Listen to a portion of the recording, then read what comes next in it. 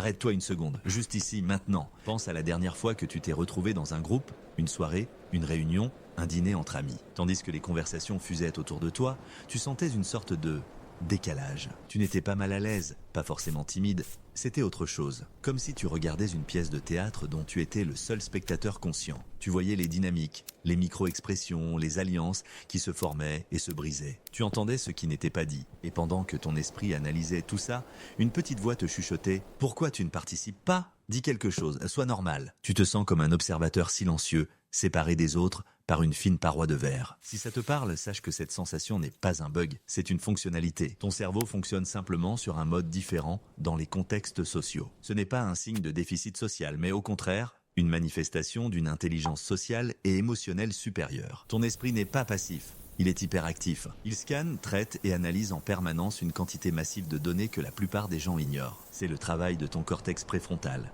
une zone clé pour la cognition sociale et l'empathie. Pour toi, une conversation de groupe n'est pas juste un échange de mots, c'est une symphonie complexe d'indices non-verbaux, de tons de voix et de courants émotionnels. Participer de manière superficielle serait comme demander à un chef d'orchestre d'ignorer la moitié des instruments. Le problème n'est pas ta capacité, mais la stratégie que tu utilises. Alors, voici quelques micro-actions pour transformer cette observation en un super pouvoir conscient. Premièrement, recadre l'observation en scan actif. La prochaine fois, au lieu de te juger, change l'étiquette mentale. Pense, je suis en train de cartographier la dynamique du groupe. Ou, j'identifie les centres émotionnels de la conversation. Cela transforme un sentiment de passivité en une mission délibérée. Deuxièmement, la règle de l'intervention unique de qualité. Ne te force pas à faire du small talk.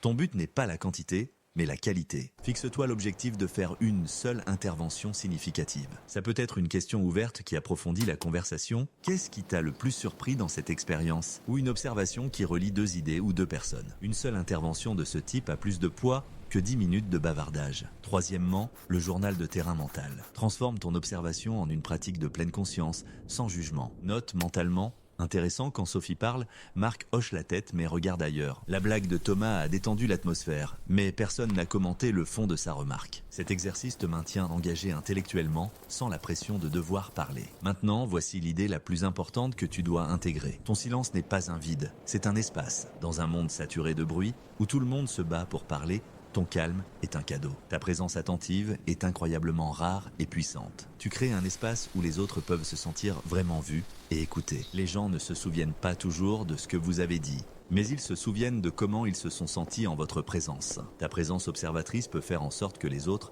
se sentent en sécurité et compris. Tu es le point d'ancrage dans la tempête sociale. Tu n'as pas besoin d'ajouter au bruit. Tu es celui qui donne au son sa signification. Alors, la prochaine fois que tu te sentiras comme cet observateur silencieux, ne le vois pas comme un échec. Respire profondément. Accepte-le. C'est le signe que ton esprit est en train de faire ce pourquoi il est doué. Comprendre le monde complexe des humains à un niveau plus profond. Tu n'es pas en dehors du groupe, tu es celui qui en détient la carte. Et ça, c'est un super pouvoir.